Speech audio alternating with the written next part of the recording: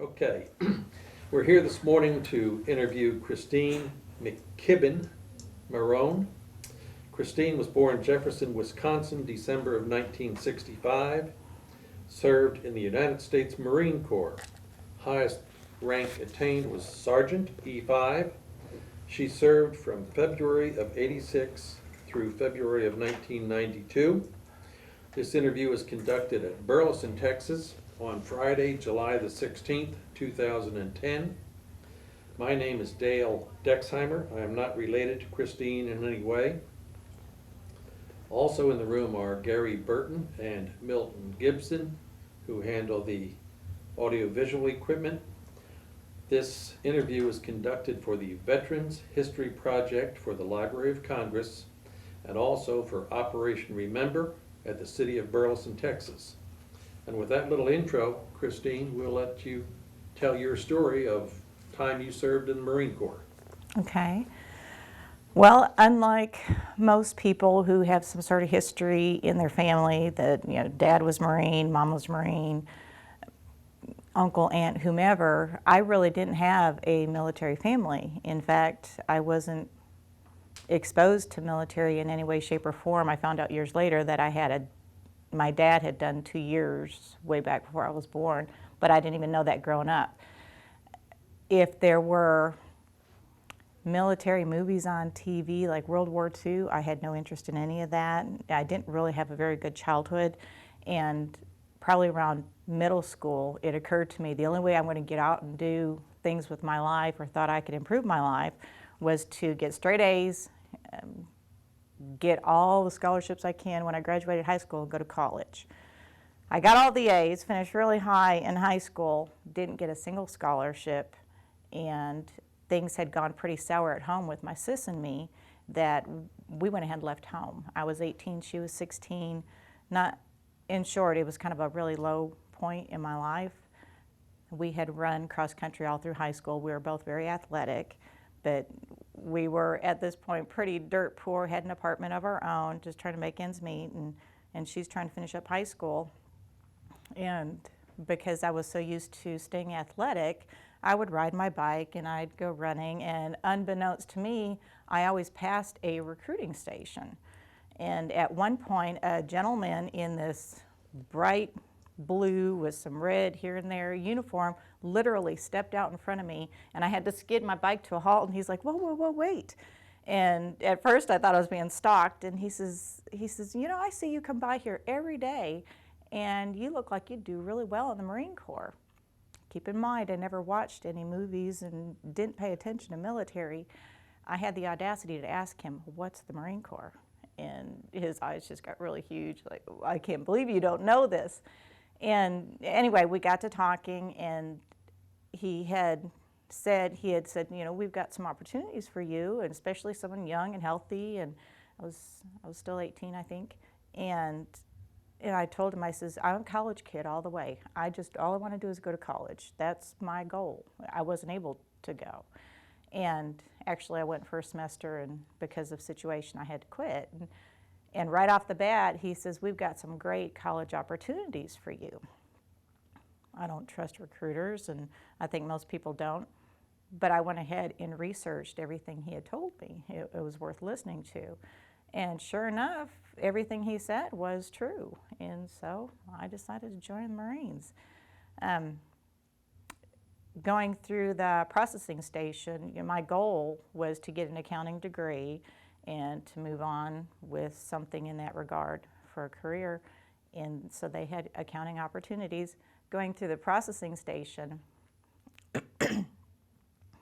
I know now that I could have walked away, but at the time there's so much pressure, you don't know what to expect.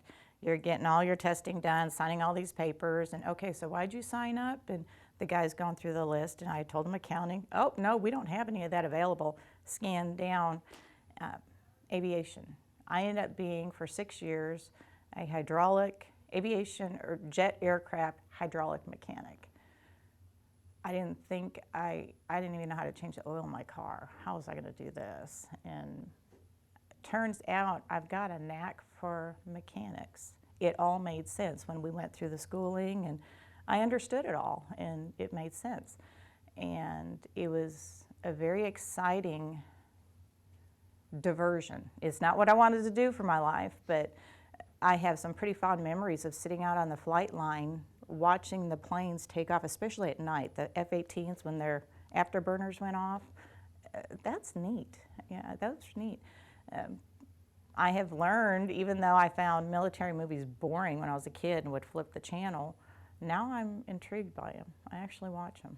I like them. The downside for me with the military was, well, there are a few of them, obviously. Don't get me wrong, I'm very proud that I served, and I encourage my kids, even though I want them just to do college, I encourage my kids to have a high respect for anybody who serves, because you do give a lot of your time. But I was in man's world. I was in men's town. When I went in, I was a female in the jet aviation industry. I was one of 4 females in my command, the very first command I got assigned to. They weren't friendly, especially the old salts. They weren't friendly, and why are you in our world? And there was an old saying for women in the Marines that we had to work twice as hard for half the credit. And I firmly believe that. We really had to work hard. But I had kind of told myself, they're going to give me an opportunity to go to college. I'm going to bust my hide for the next 6 years and make them proud, make myself proud, and I'm going to get my education. Again, the recruiter had said all these different things about how you can go to college. When I got to my first duty station, of course, you don't want to run in and just set up all these rules about what you're going to do with your life. The Marines are more interested about what they're going to do with your life. So I kind of just got my bearing and settled into the squad and so on. And after probably about a month, I told my supervisor that my main goal is to get an education. And he said to me, well, you got to fill out paperwork for that. And I didn't know what he was talking about. And he says, yeah, you got to fill out paperwork to go to school during your off time, and it has to get approved all the way up the command. And I thought that was odd. And I says, okay, so if I want to go out and get drunk at the base bar and stumble my way home, that's okay. But if I want to educate myself and improve myself for you guys and for me, I have to get your permission. And that kind of pissed him off. And so basically, I went ahead and filled out the paperwork, and he denied it. He wouldn't even let it go over his head. And I asked him, why not? And he says, because I'm going to make sure you don't have enough time in your off time to go to school. From that point on, for about 6 months, I worked 14 to 16-hour days. I didn't have time off. That was a rude awakening for me. The government owned me, and they could do what they want, and that was a very hard realization I had to accept. You find a way to fit into the routine without making enemies of all the people you have to work with, but that was a real knockdown. But regardless, I just kind of delved myself into my work, and it was interesting because all my family kept saying, oh, you don't want to join the Marines, they're so tough and it's so hard, and all the guys are going to flirt with you, and everybody's going to try and pick you up, and oh, I'll never date a Marine. And I think in part from my reaction to this surprise, I ended up dating a guy. We got married, had a baby, and then my life kind of took a different turn. I never gave up my goal to go to school, but suddenly my baby was more important. Yeah, okay, I'm going to work hard for you, but for the government, but my baby comes first. And that's kind of how it went. I did 4 years in El Toro, California, and then we got transferred over to Memphis, Tennessee. And in fact, when I was in Memphis, I must have been complaining to someone about what happened when I first joined, about wanting to go to school. And everybody who knew me knew I wanted to go to school. I want to go to school. College kid all the way. That never left my head. And someone had convinced me to try again. So we'll try again. And my immediate supervisor, who I didn't completely trust him, but he was friendly and he might have your back. I wasn't certain. And he says, go ahead and try or whatever. Well, before I filled out the paperwork, I says, all right, I want to make sure, are you certain, at least for the next 3 months, because that's how long the semester lasts, that nothing's going to switch with my schedule, that I will be able to attend these courses during my off time? Oh, sure, oh, sure. Before I even submitted the paperwork, he says, oh, by the way, you're switching to night crew. And you kind of go through, I give up. By then, I had probably 2 years left. And about 6, he and I had some major issues, and I ended up requesting to get transferred out of his department. And for my last 18 months, I had gotten transferred to the QA department as, what do you call that? Just perfect justice. I ended up being in the QA department. It was my job to go in and inspect all the shops and make sure that they were in compliance with their textbooks and things like that. And I was fair about it. Some people thought, oh, you're just getting back at us. But I had auditors who were going to come check me, and I didn't want to get hit for, actually how I got into that was they had failed a major GI audit. And I had told the person when I was requesting to leave my supervisor, I had said, look, I know you guys just failed there. I can clean it up. Give me a chance. Just, I need to get away from this guy. And so in my effort to basically tell them thank you for giving me the chance to move on to something better, I was working very hard. So I was not getting back at these people. I was just doing my job as well as I could. And I ended up having a boss who, I'd call him Dad, Gunny Gilbert. He is the perfect boss. And I thought, of all these years in the Marines, I finally get a guy that is decent and that I could trust. And he actually tried telling me, try again, try to go back to school. At that point, I had told him, I says, not that I give up with schooling, but I give up while I'm in. I went ahead and contributed all my money to the GI Bill, so I knew I had some money once I got out. And he understood, but I think he was disappointed. You've got so much potential. You really need to try. And you get beat down so many times, you just don't. But I am proud of what I did in the QA department. The inspector came up from, oh gosh, I don't even know where he came from. He was corporate, or you might say headquarters, but he wasn't stationed in DC, I don't think. But he came in. Everybody was all worried, oh my gosh, this young kid is in here doing this, and we've got this general coming in to inspect her, how she's done in her position and such. And do you understand the aviation textbooks? Do you understand how all that works? In order to properly maintain various equipment, we have textbooks on how to do it, and it has all the part numbers and so on. However, as problems occur or things come up through the maintenance of these planes and the equipment on the planes, someone will say, you know what, that's not working right. We need to add an alternate part or such. So all the textbooks we have, they're hole punch. It's not actually just this big textbook where the pages are all binded together. And they do it that way on purpose because sometimes something comes up, corporate needs to issue, they called it a rapid action change. They need to issue a change to that page so that way when people are maintaining the equipment, they have the right updated version. Well, when I came in, they were probably 10 years behind on all their textbooks. It was very messy. And I tore through textbooks. They used to joke, because I had a desk, and every textbook that I found a problem with, I don't remember the procedure on how I compared what we should have had versus what we actually had and such. But every time I found a problem with the textbooks, I just laid it on my desk and I put a Post-it on the flag, and I had these piles of books that they say we have to go around the wall of books because we just had that many that were wrong. And anyway, so I had gone through all those and requested all the various changes. And when this general comes in, he's gone through, we had, I'd say probably about 50 different textbooks, and he's just randomly picking them up. Of course, I'm nervous. I'm confident I did a good job, but each textbook is 2,000 pages long. He could find something.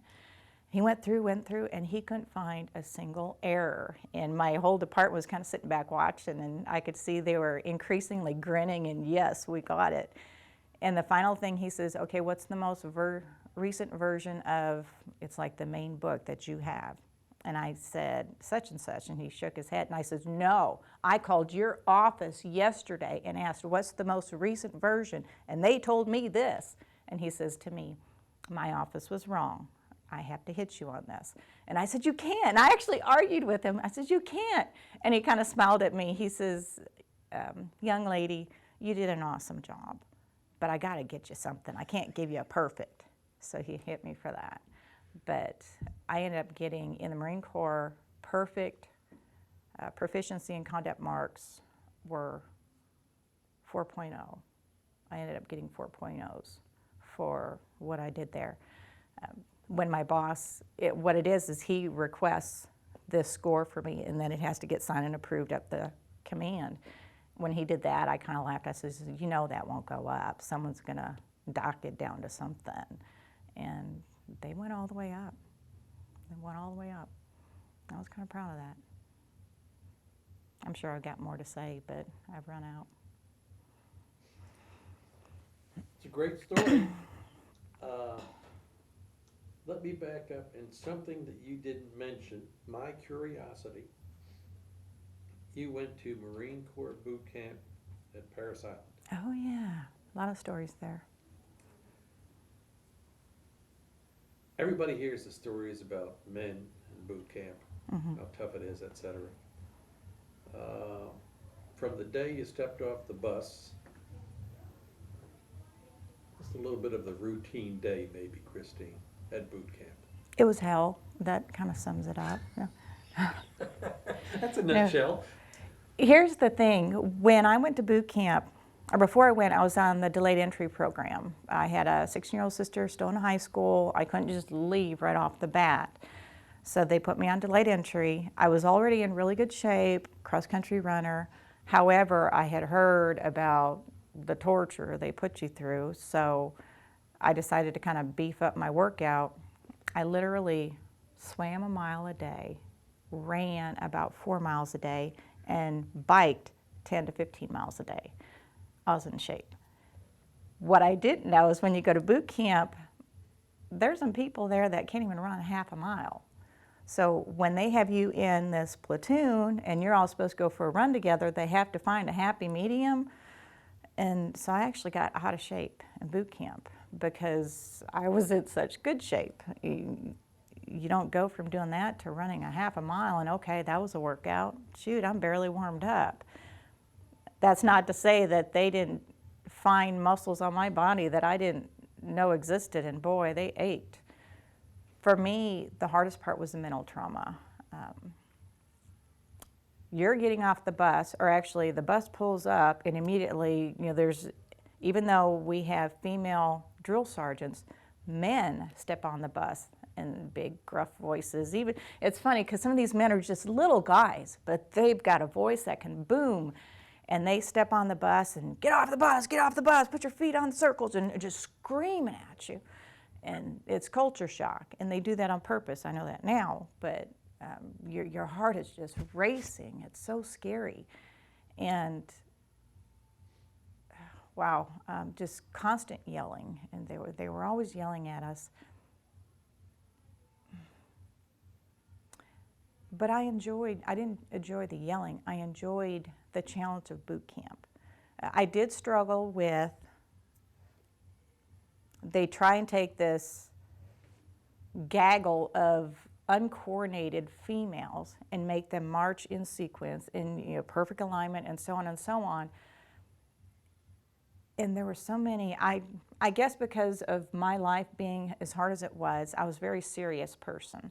Yeah, I can joke and have a good time, but when it's business time, my brain is all business. And these were just a bunch of flighty, goofy, giggly teenagers. And I just couldn't take it. But we all had to be a unified group. And if one person spoke out of line or the drill sergeant said, quiet, and then I don't know what it is with young girls, but when someone says quiet and there's another person over here talking, a whole line of shh, that's more noise than just be quiet. And it drove me nuts. There was one time that I was assigned a squad sergeant, or not sergeant, a squad leader. And the whole bay was in chaos. We were late for some activity. I don't remember what it was, and I had just recently been assigned to this, and just everybody's running. No one's getting their clothes on time, and it was just going crazy. And I could hear I was up by the hut, the drill hut, and I could hear the drill sergeant saying, these girls are just out of control, and so on and so on. And I just sort of snapped, and I just squadron attention, and everybody just stopped.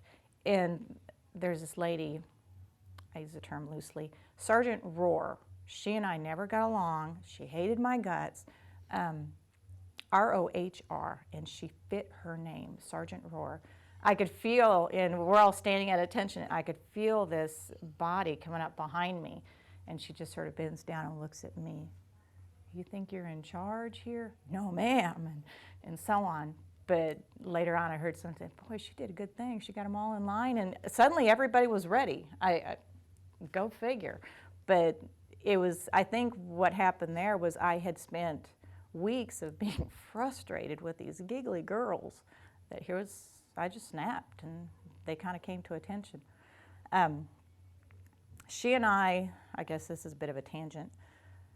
When I went into boot camp, I had hair down to my behind. I had long hair, and I'd always heard they make you cut it.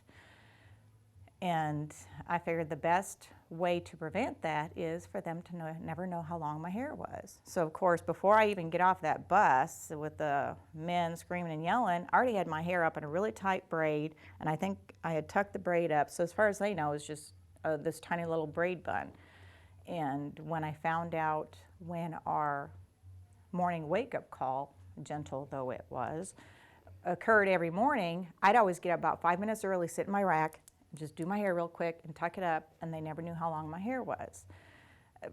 After probably about 2 months of that, when I went through boot camp, it was 13 weeks, so we had the full 3 months like most guys, I guess. After probably about 2 months of that, my head hurt from always having that braid in. And we had like 5-10 minutes every evening after our showers to sit and so-called relax, but mostly it was to study our lessons for the day or whatever. And I actually had just left my hair down. I said, I just need to let it breathe one time, because when we took our showers in the evening, immediately I just kind of put it up so they'd never know. And I forgot to braid it this night. And we had our evening inspection. It was so funny because we had to go up, and I always called it a little dance. They needed to make sure, for health reasons, that we didn't have any abrasions, cuts, bruises. You show our hands, our elbows, and flip and turn around, show our heels, and we had to do this little dance every night. And I went up, did my little dance, no bruises, cuts, and abrasions, ma'am, and turn around, and not the senior, but the second drill sergeant was just kind of looking at me. And I thought, oh shoot, I had a cut somewhere, I didn't know it, she's gonna yell at me. And she says, Private Maron, I never knew your hair was so long. And some words ran through my head, oh, and I can't say them, but some words ran through my head, and just, oh crap. And I looked over out of the corner of my eye, and I saw Sergeant Rohr, and her forehead just started scowling. I thought, oh shoot. From that point on, I had the most unsat hair she's ever seen, and why could I never get my hair right? And any inspection we had, she tore apart my hair, and you're just a mess, Private Maron. And she actually scheduled me for an appointment to go get my hair cut, and I bawled all the way down. I was like, they've made me this one piece of this unit the only part of me that still left was my hair, and I didn't want to get rid of my hair. So I went down, and there was another private that had to go with me and get her hair cut, and she was like, "Yeah, it's just hair. I don't care." And she was one of the giggly ones, so whatever. And I kept saying, "I can't do it. I can't do it." And she says, "You have to. She's gonna kill you if you don't." I went down, and again, I'm just shaking the whole time. I told the woman, "Please braid it up really tight and sell me some hairspray." And I'll just, but I came back, and fortunately for me, the senior drill liked me and thought I had always done a really good job. I was top student. I was also their top athlete, not surprisingly. So I was their lead, I don't remember what it was called. I was their number one. I was going to finish top of the entire squadron. So she liked me. So when I come back with my hair all braided up, Sergeant Rohr, and I was supposed to present myself to the drill hut and let's see what your hair looks like and see if it's satisfactory. And she just ranted and raved, and the senior said, "Sergeant Rohr, hold on," and made me take my hat off and look, or cap. And she says, "It looks good, Private Maron. Go away, go on." And I thought, whew. But because I had defied her, she made my life a living hell. I kind of got back at the very end of our boot camp. They finally, I think with 1 week left, we had a platoon run. The first half mile or so of it, we had to run in formation and such. And they said, after that, we're going to let you go. You run whatever pace you want. Well, she was leading the formation, and I think I had gotten wind of the fact that she was a runner too and liked to run. And so when they let us go, I just bolted, and so did she. And I made a point of beating her. I was so mean, but I couldn't take it. And I thought, I've only got 2 weeks left or a week left, whatever she does to me for the last week or two, at least I beat her. And she was pretty hateful. But it was interesting, on our graduation day, she came up to me and she's like, "I always liked you, right?" And no ma'am, you didn't like me. But we got to play war. Of course, we lost against the drill sergeants. They, of course, tore us apart. But I forget what they call it, where we're out for like 5 days out in the so-called desert, and there's 2 to a hut, and it's so cold. I was in February and March, and everybody's sleeping spoon style just to stay warm. But that was a challenge physically for all of us, to endure situations that we've never been in. And that's all neat. I mean, that's neat stuff. I can look back, I know how to shoot a rifle, a pistol, rappel off a tower, and we also had where we had to do a straight jump. Mine was not very graceful because I get to the edge and my knees just start wobbling, and I can't remember how far down it was. But when you're down on the ground looking up, it's not that high. But when you're up there looking down, and there's Private Maron, "Are you afraid to jump?" "No ma'am, no ma'am." And they says, "Well, just jump." And they had you attached to a rope, and it was a messy jump. And they even said something about not being very graceful. And I was proud I did it, but I thought, I'll never do that again. Jump off a nice solid platform? Why would you do that? But we had to. But some very neat things. Get you up at 5 in the morning, At least. at least. At least. Open bay barracks. Open bay, and there was a light was flipped on early in the morning, and it was a screaming, "Gather rack, gather rack." And just like the men said we only had 2 minutes, but the females had, I think, 5 minutes to get their racks made, get all their clothes on, which is why I did my hair a few minutes early, because that alone took 5 minutes. But yeah, we did it. And it's interesting, I've gotten a little lazy over the years. It now takes me 30 plus minutes to get ready in the morning, but we could do it at 5 minutes. It's amazing. On your data sheet here, Christine, Desert Storm, were you there? I was not there. My squadron was on standby, and a few people from my squadron actually ended up going over there. An interesting little side note to that was I was stationed in Memphis, Tennessee at the time, and unbeknownst to me, I didn't follow the news a whole lot. I got better as the years went on, but Memphis had a very strong PLO presence, and they had, during that war, an anti-American sentiment, which kind of surprised me. So my entire base was on high alert. We had to show our IDs to even, not just to get on base, but to go into any building there. And we all had to do rotations of security there at the building. If I'm coming up to a building that I work in every single day, and the person sitting behind the desk, he knows me, we were required to show our IDs. If we were caught not, we'd get written up for it, we'd get in trouble for it.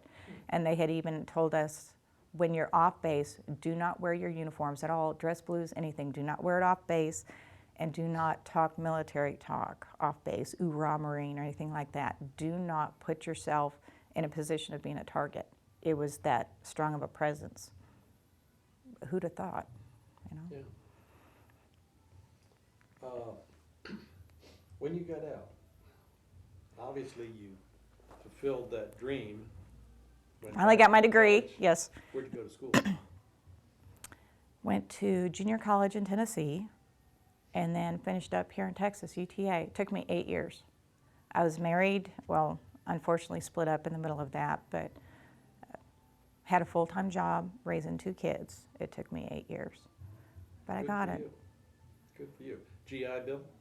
Yes. Well, that paid for the first year or 2, but Wasn't a full ride from Uncle Sam then? no, Okay. not at all. Okay. And all of that work that you did, twisting those wrenches and working with hydraulics, when you got out, you never used it again? I don't work Or on did air. you change the oil in your car? Actually, I pay someone else to do that, Uh-huh. but I know how to service my lawnmower. My son, both my kids actually, they somewhat look at me as the do-it-yourselfer, in part because I've been a single mom for a while. Something breaks. My son, he always says, Mom knows how to set her own fence post, put up new fence, and make sure it's all in alignment, and it's come in handy. A lot of people say, how do you know how to do that? I don't know. Just makes sense, and you read the manual. So read the manual, it tells you how to do it, and you just do it. So. Well, I get you were pretty darn self-reliant even before you went in, I had to be. but the Corps reinforced that, and you've done a whale of a job. Well, yeah, and I learned a lot while I was in. I learned a lot, and probably one of the biggest things, believe it or not, is discipline. You learn discipline, and not that I say, if you've got a rambunctious child, send them off to the military, but maybe that's what they need. I learned discipline. Good. Thank you. Thank you for your Thank time. you. Thank you for serving. Very interesting, really is. Mm-hmm. Like I say, first woman we've done, and your perspective is, we all learn every time we do one of these things, Christine, and your perspective is interesting. I was in a Navy, and it was still a man's Navy when I was there, so it's interesting to hear the things you had to go through. And I don't doubt a word of it. Yeah. So, thank you very much. Thank you.